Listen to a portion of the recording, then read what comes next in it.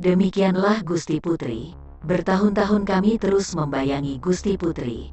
Kami akan terus tetap melaksanakan tugas yang telah diperintahkan Ayahanda Gusti Putri. Paman dan Kakang Parantuka berpisah. Paman mendirikan sebuah padepokan di hutan alas larang, dengan dibantu seorang petapa sakti, dan Kakang Parantuka menjadi adipati di Sadeng, dan sekarang anaknya Gusti Adipati Jayagiri yang meneruskan setelah Kakang Parantuka meninggal beberapa tahun yang lalu. Namun cita-cita kami taklah mati. Kami mempersiapkan sebuah rencana besar di mana kami berjanji akan membuat Gusti Putri duduk di tahta Majapahit. Mereka harus membayar atas apa yang mereka lakukan. Tak sepantasnya mereka begitu kejam memporak-porandakan Lumajang. Walaupun sekarang si Laknat Ramapati telah mati dan dihukum dengan berat, namun tetap orang Majapahitlah yang telah menghancurkan Lumajang. Kami butuh Gusti Putri sebagai penyemangat kami. Hanya Gusti Putri yang bisa membuat kamu mewujudkan apa yang kami cita-citakan. Kata Ki Mertaka mengakhiri ceritanya dengan tetap menunduk hormat. Lata Manjari terdiam, tubuhnya terasa menggigil mendengarkan apa yang diceritakan lelaki setengah baya. Dia mematung ketika Layang Samba membuka ikatan di tangannya. Tak tahu melakukan apa-apa, marah dan sedih menyatu dalam dadanya. Suara ombak di luar sana semakin keras, bersamaan deru angin yang semakin kencang berhembus. Peluh telah membanjiri tubuh seorang gadis yang terguncang-guncang di atas kuda. Di sisinya nampak wanita berpakaian kuning-kuning mengikutinya dari belakang. Setelah beberapa lama akhirnya mereka memasuki pekarangan yang besar dengan bangunan yang besar pula. "Marilah Puspita, kita masuk ke ruang dalam, kita akan menemui guru," kata wanita berpakaian kuning-kuning yang ternyata tak lain Dewi Tunjung Kuning. Puspita dan Dewi Tunjung Kuning memasuki ruang dalam. Nampak seorang wanita yang sudah sangat tua tersenyum memandang Puspita dan Dewi Tunjung Kuning. "Guru, inilah gadis yang aku ceritakan," kata Dewi Tunjung Kuning setelah duduk di hadapan gurunya. "Dewi Tunjung Biru, benarkah kau bercita-cita ingin menjadi tabib?" endok tanya lembut Dewi Tunjung Biru. "Benar Eyang, aku ingin mengabdikan diriku pada orang banyak. Semoga Hyang Widi memberkati apa yang aku cita-citakan," sahut Puspita menunduk. "Cobalah kau ceritakan kembali apa yang membuatmu sampai ke bukit yang sunyi ini.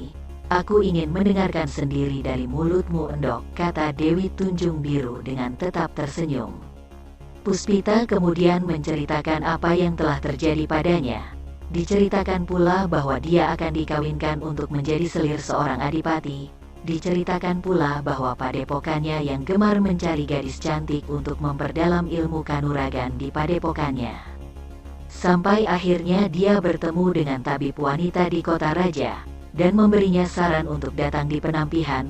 Dengan tetesan air mata Puspita bercerita seakan meminta perlindungan pada wanita tua di hadapannya. Hanya satu hal yang tak diceritakan, sebenarnya dia ingin menjadi tabib agar bisa masuk di istana menjadi tabib dan bertemu dengan seseorang yang dicarinya. Wanita tua itu mendengarkan dengan seksama apa yang keluar dari bibir tipis Puspita. Diraihnya tubuh Puspita kemudian dipeluknya erat sambil dibelainya rambut gadis cantik itu dengan penuh kasih sayang. Puspita seperti merasakan belayan seorang nenek yang memeluk cucunya. Begitu lembut dan terasa damai di hati Puspita. Air matanya semakin banyak membasahi pipinya yang ranum. Satu purnama telah berlalu ketika Lata Manjari menerima kenyataan bahwa dia seorang putri dari seorang Mahapatih yang dibunuh oleh pasukan pamandannya, Prabu Jayanegara. Dia tak menduga selama ini hidup di antara orang-orang yang telah membumi hanguskan tanah kelahirannya, yang telah membunuh kedua orang tuanya. Sulit baginya menerima kenyataan itu. Begitu tulus paman Prabunya menyayangi dirinya. Selalu bersenda gurau, ibundanya yang kini telah menjadi seorang ratu, seorang raja di negeri yang besar. Begitu menyayanginya, memberikan kasih sayang yang melebihi apapun. Walaupun dia sadar dia hanya anak angkat, namun kasih sayang yang didapatkan melebihi anak kandung. Kini dia hidup seperti di tempat yang asing, bersama dengan orang yang sebenarnya begitu mencintai dan menghormati ayahnya. Orang yang rela berkorban demi apapun untuk ayahnya. dan kenyataan yang sangat sulit adalah ketika dia adalah orang yang akan merebut tahta dari orang yang selama ini menyayanginya. Dia adalah orang ditunjuk kelak akan memimpin tanah di Jawa Dwipa. Begitu tertunduk dan bersimpuhnya Adipati Sadeng ketika bertemu dengannya semakin membuat hatinya teriris. Dia tak menyangka bahwa di sini terdapat pasukan besar yang siap meluluh lantakan istana yang selama ini dihuninya.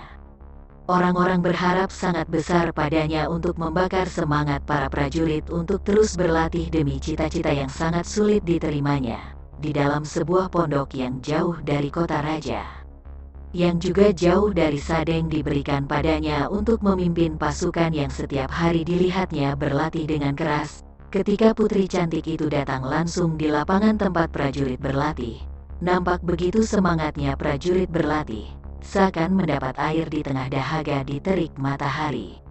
Dan menyebut nama ayahnya kemudian diahinya dengan namanya keras dan lantang membencah garis pantai di karang yang keras. Jauh dari garis pantai itu di sebuah bukit nampak seorang temenggung Sadeng kepercayaan Adipati Sadeng menunduk hormat di depan seorang lelaki tua yang bertubuh bongkok dengan pakaian yang bercorak merah. Putri yang mereka cari telah bersama mereka guru. Apakah kedepannya ini tak akan menyulitkan keadaanku guru? Tanya temenggung yang bernama Jasa Wiret itu. Tidak ada yang sulit Wiret. Adipati itu berada di bawah pengawasanku. Begitu juga dengan Mertaka. Mereka berada dalam genggamanku. Ketika semuanya telah terwujud, kau bisa saja menikahi putri itu kemudian menjadi raja. Dan Adipati juga Mertaka tak akan menolak permintaanku, sahut orang tua itu. Dengan adanya putri itu akan semakin menguatkan posisi kita.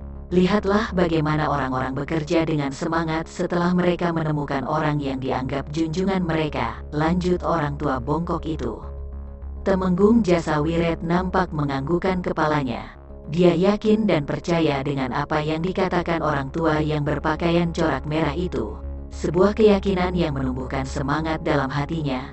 Nama Toh Jaya dan Ken Umang bergeming di hatinya, disematkan dan dimahkotakan dalam jiwa dan aliran darahnya. Malam purnama begitu menawan. Ketika Sang Dewi Malam menunjukkan dirinya, awan yang tipis seakan memberikan kesempatan Dewi Malam itu tersenyum penuh dengan bulatan terangnya. Sementara angin berhembus menggoyangkan ujung daun yang ikut menari melihat pesona malam yang benderang, sepasang mata tajam melihat dua pasang manusia yang berjalan menyusuri garis antara pertemuan dua alam. Alam yang penuh dengan misteri di bawahnya yang pekat dengan alam di mana berjejer pohon raksasa yang menjulang. Sepanjang mata memandang maka hamparan birulah yang terlihat tanpa bertepi. Namun ketika tubuh sejajar dengan garis itu maka sepanjang mata memandang hamparan putih terpancar akan bias Dewi Malam yang tersenyum menerangi. Mata itu terlihat tajam, dengan dada yang nampak turun naik. Seorang lelaki tua di sampingnya hanya diam memandang anak muda yang melihat dua pasang manusia yang berjalan menyusuri garis pantai. Dua pasang muda dan mudi itu terus menyusuri garis air yang nampak beriak menaiki pasir putih. Kaki mereka terlihat basah di sapu air yang sesekali menghempaskan dirinya di bibir pantai. Dua pasang muda-mudi itu yang tak lain Lata Manjari dan Senopati Layang Samba nampak begitu terbius dengan suasana malam yang benderang. Wajah gadis yang itu begitu menawan. Diterpa sinar Sang Dewi Malam Yamek seakan cemburu dengan kecantikan gadis itu. Tuan Putri, harus bisa menerima kenyataan ini. Ini adalah widi dari Yang Maha Kuasa. Dan harus Tuan Putri jalani dengan harapan yang lebih baik. Kita hidup harus dengan harapan. Karena harapan akan mendorong kita untuk maju lebih ke depan, kata Layang Samba sesekali menatap gadis cantik di sampingnya. Aku tak tahu Kakang. Aku percaya bahwa semua yang aku jalani selama ini adalah wididarinya. Namun kita sebagai manusia mempunyai pilihan dalam hidup. Aku ingat akan kata Kakang Jambunada, bahwa hidup ini adalah pilihan. Dan hidup kita akan terasa singkat untuk pilihan yang salah, jawab Lata Manjari sambil menghentikan kakinya dan melihat hamparan laut yang menderu dihempas angin pantai. Layang Samba terdiam mendengar gadis itu berkata. Ditatapnya lamat-lamat bibir yang bergerak dengan teratur, berdesir hatinya. Namun betapa kecewanya ketika gadis itu menyebut nama seseorang yang dijadikannya dasar untuk berbicara. Baiklah Tuan Putri, apakah kita akan mulai lagi? Terlihat kemajuan Tuan Putri sangat pesat. Beberapa hari hamba tinggalkan langkah dan kecepatan Tuan Putri semakin bertambah. Aku rasa sudah cukup Kakang. Aku mengucapkan terima kasih pada Kakang yang telah ikut membantu dalam perkembangan ilmu kanuraganku. Ini semua tentu berkat Paman Mertaka yang terus membimbingku, sahut Lata Manjari sambil tersenyum. Nampak giginya yang rata selaras dengan bibirnya yang tipis. Aku sebenarnya tidak menginginkan ilmu kanuragan, makanya selama ini aku tak pernah mempelajarinya. Aku tak sampai hati melihat darah yang keluar dari tubuh manusia. Tapi sekarang entah apa sebabnya aku mempelajarinya. Mungkin aku anggap sebagai bekal saja dalam hidup. Baiklah Tuan Putri, mariah kita kembali. Sepertinya yang lain pun telah menunggu kita, kata Layang Samba pelan. Silakan terlebih dahulu Kakang. Aku masih ingin menikmati malam ini sendiri. Sampaikan salam pada mereka. Jangan khawatir, aku tak akan kemana-mana, kata Lata Manjari. Layang Samba hanya bisa melengos. Dia tak bisa menolak, apalagi terselip kata sendiri yang seakan mengusirnya secara sopan. Senopati muda itu segera melangkahkan kakinya perlahan-lahan, dan semakin jauh menuju tepi hutan. Sesaat berikutnya tubuhnya telah ditelan hutan yang lebat. Cukup lama putri cantik itu terpaku menatap hembasan ombak yang kemudian menjadi buih. Namun sesuatu yang aneh terjadi. Tiba-tiba dari kejauhan gadis cantik itu melihat bentuk ombak yang berbeda. Ombak yang seharusnya menuju pantai namun berlawanan arah. Seperti ombak itu dipermainkan oleh sesuatu yang tidak masuk di akal. Rasa penasarannya segera membuat kakinya maju, bahkan semakin cepat agar bisa melihat permainan ombak itu. Namun ketika beberapa tombak dari ombak itu barulah dia sadar ternyata di dalam gelembung ombak itu nampak sosok tubuh berkelebat dalam putaran ombak itu. Hei, jangan berdiri di situ. Aku sudah tidak kuat menahannya, seru orang itu melihat Lata Manjari yang berdiri kebingungan. Kenapa kau diam? Cepat pergi, serunya Elgi. Namun Lata Manjari yang seperti tersihir diam mematung. Dia hanya terkesiap ketika ombak itu menghempaskan tubuhnya. Tubuhnya telah masuk dalam putaran ombak itu. Namun anehnya dia tak merasakan sesak. Ia bisa bernafas dalam gulungan ombak itu. Perlahan-lahan matanya dibuka, dilihatnya ombak yang terus bergulung membawanya menjauhi pantai. Tepat di depannya seorang yang merenggangkan kedua tangannya seperti menahan ombak itu menghampiri tubuhnya. Hanya percikan saja yang telah membasahi tubuhnya. Setelah beberapa lama, ombak itu kembali menuju garis pantai semakin dekat dan kemudian tubuhnya telah berdiri di atas pasir dengan badan yang telah menjadi basah. Tepat di depannya seseorang bertubuh tegap dengan wajah yang ditutup kain diam memandang lekat wajahnya. Hei, lihatlah, kau telah menjadi basah. Kenapa kau ikut mandi bersamaku? Tanya sosok tubuh itu menyadarkannya. Anu, aku, kata Lata Manjari yang bingung untuk berkata apa. Aku tidak ikut mandi denganmu, katanya sambil menunduk. Ah, bilak saja kau ingin ikut aku mandi, tak usah kau berpura-pura, sahut sosok tubuh itu. Tidak, aku hanya... Lata Manjari tak jadi meneruskan kata-katanya. Ketika matanya menatap mata orang itu terlihat dari kain yang menutup wajahnya. Dadanya berdesir, darahnya menjadi panas. Dia merasakan sesuatu yang aneh, yang telah lama tak dirasakan. Ya, mata seperti itu yang membuat tubuhnya berdesir. Mata yang seperti dikenal, mata yang selalu membuatnya terdiam jika harus memandangnya. Kakang Jambunada, seru gadis itu. Kau bilang apa? Kau menyebut sebuah nama, tanya sosok itu kemudian membelakangi sambil membasuh kakinya yang terbenam dalam pasir. Kau Kakang Jambunada, kata Lata Manjari dengan suara yang agak keras. Hei, kenapa kau berteriak? Bisa-bisa aku dimarahi kalau ketahuan bermain-main di sini. Guruku akan mencambukku, kemudian merendamku dalam laut, jawab sosok itu tetap membelakangi. Kau tidak bisa membohongiku Kakang. Kau adalah Kakang Jambunada, kata Lata Manjari merendahkan suaranya. Ah, dasar gadis bengal. Siapa itu Jambunada? Sudahlah, kau orang gila rupanya, jawab sosok itu. Kenapa kau bilang aku orang gila? Aku yakin kau Kakang Jambunada, kata Lata Manjari yang tak senang dipanggil orang gila. Pikir saja sendiri, datang tiba-tiba, kemudian ikut mandi denganku. Setelah itu memaksa aku mengakui seseorang yang bukan aku. Bukankah itu perbuatan orang gila? Sahut orang itu kemudian berbalik dan memandang Lata Manjari. Buka kain di wajahmu, baru aku percaya bahwa kau buka Kakang Jambu Nada. Apa hakmu memerintahkanku? Aku bukan muridmu, pasti kau menyembunyikan sesuatu, hingga kau menutup wajahmu.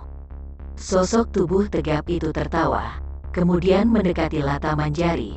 Aku memakai kain ini karena aku menutupi hidungku. Aku tak tahan kalau air memasuki hidungku. Bukankah sudah aku bilang aku sedang mandi?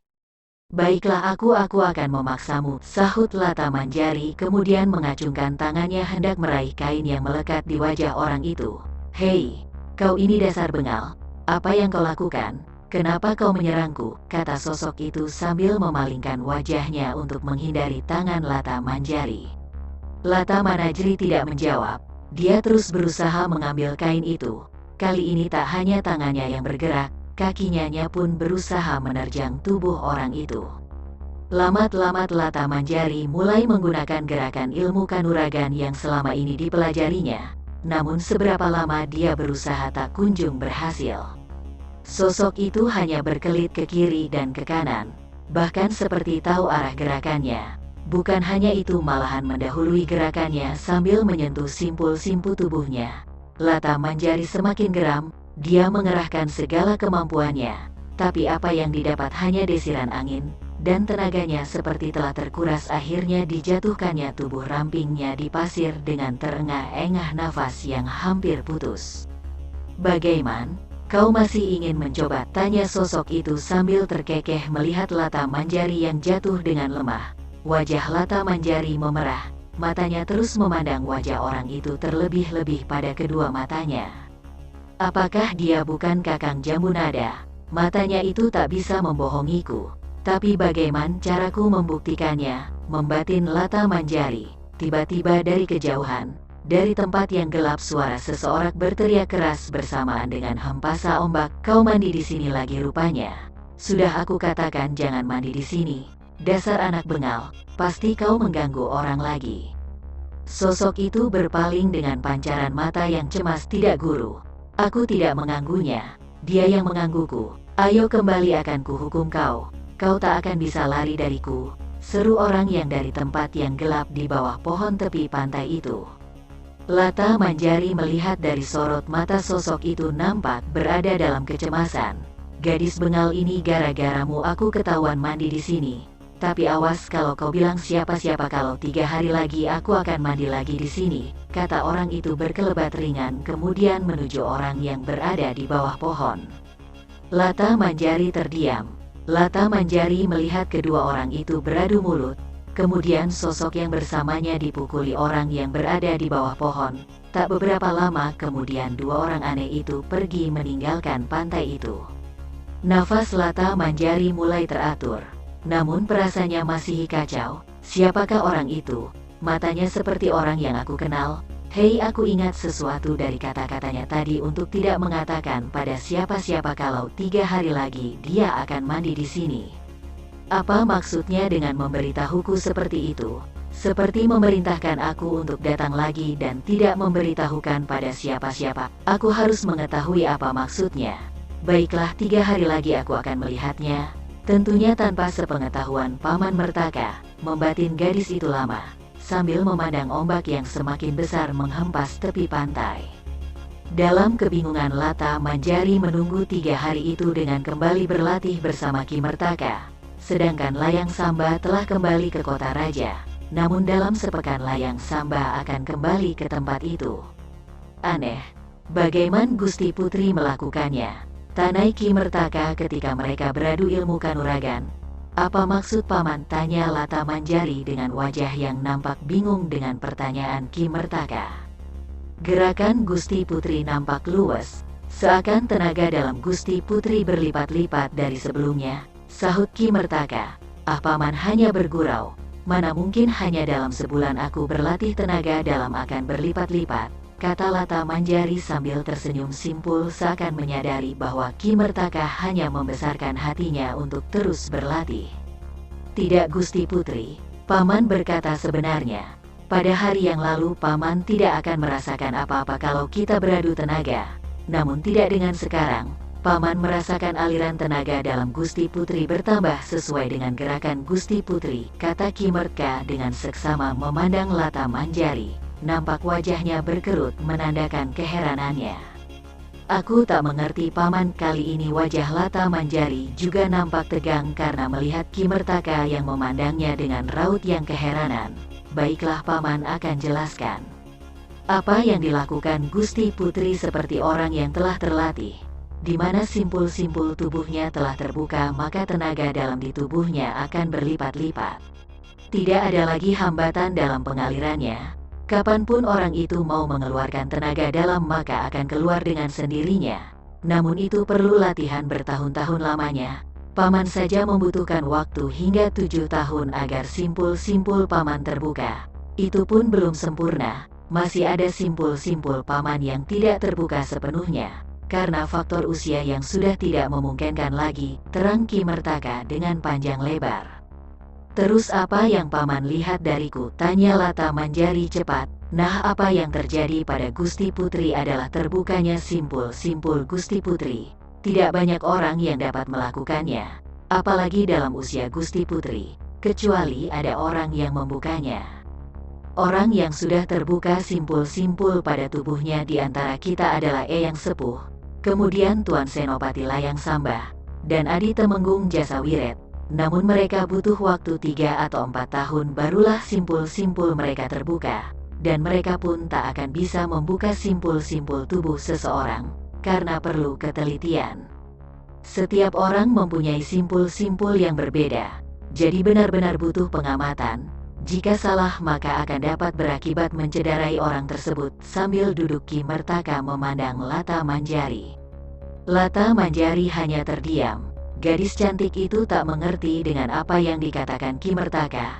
Yang dia tahu Layang Samba, Temenggung Jasawiret terlebih lagi Eyang Sepuh adalah orang yang telah sempurna di matanya. Sempurna akan ilmu kanuragan.